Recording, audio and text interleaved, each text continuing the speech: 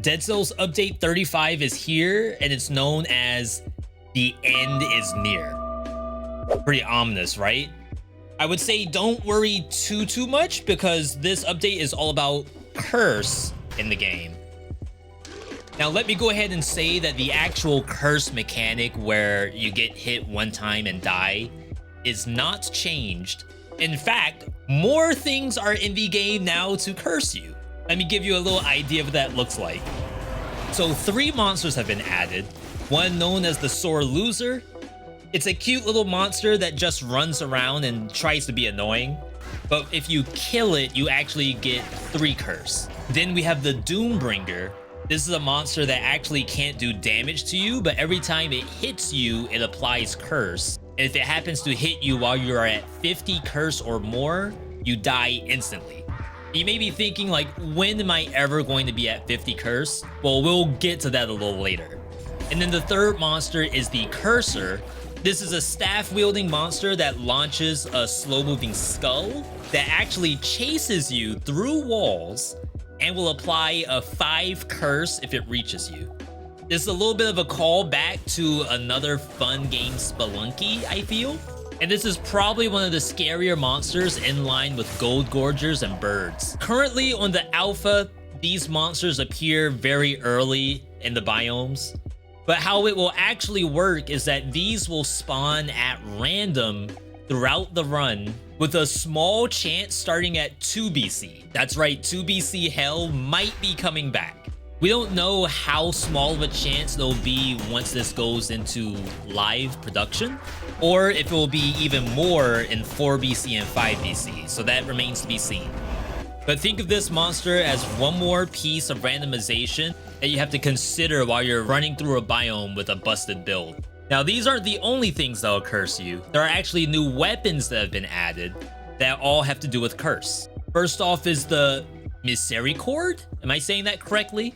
Let me know in the comments if there's a better pronunciation. But this hammer and chisel inflicts critical attacks if the monster has less than 50% HP, but it will actually curse you if it doesn't kill the target. Now, this thing has an incredibly high crit damage multiplier. It does more damage than Hayabusa gauntlets, and the attack speed's still really good. So even though you are getting cursed, attacking something like Concierge or Conjunctivius at 50% HP is gonna do big chunks of damage.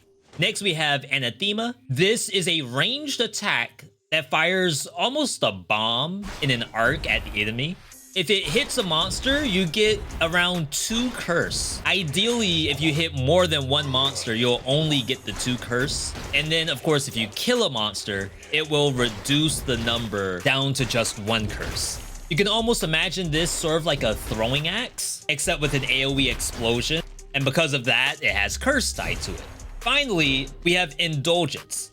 Indulgence calls down a giant ray from the sky that deals critical damage if you have no curse. If you are cursed, it fires an additional ray per 5 curse that you have, with a max of 5. Which means someone out there is running around with 25 curse. What's cool though is that if it kills a target, it'll actually clear 3 of your curse, which makes this a pretty decent generic weapon to run around with. Now, if you think that's all there is for curse, then you'd be mistaken, because there's 3 mutations as well. These are all colorless mutations, so you can use these in any build. And I'll tell you right now, these are some of the most meta-shaking mutations we've seen in a while. The first one is Cursed Flask. With this, you have infinite flask charges, but every time you drink, you take a 20 curse. Now, one scary part about Dead Cells is whenever you introduce healing into the game, players find some way to break it. A 20 curse for infinite healing sounds balanced right now, but I can almost guarantee someone in the YouTube comments will figure out a way to make this thing OP.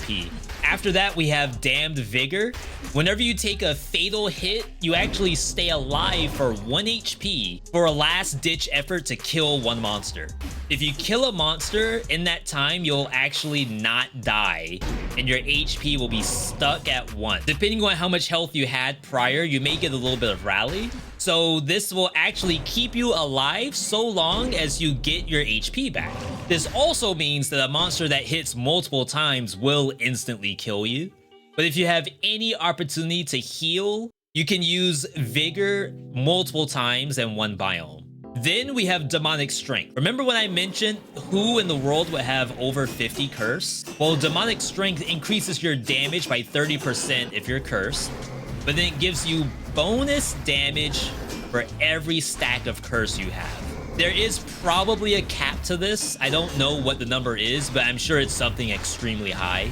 And the curse sword itself counts as being cursed, so you get a free 30% just for using this mutation while trying a curse sword run. I could definitely see a lot of setups with high skill requirements. Adding in the monsters too, I expect to see a lot more deaths than I used to in the past.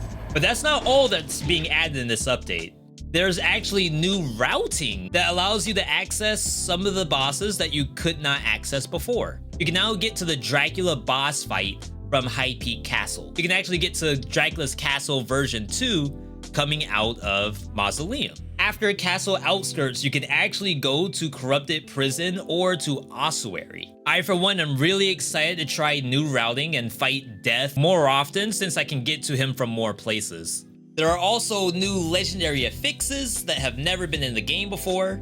I won't go over all of them, but a few examples are Flawless. This can now get your critical attack back if you kill the monster within 1 second of getting hit. There's Wrenching Whip, which throws crow's feet across the floor whenever you use the first attack.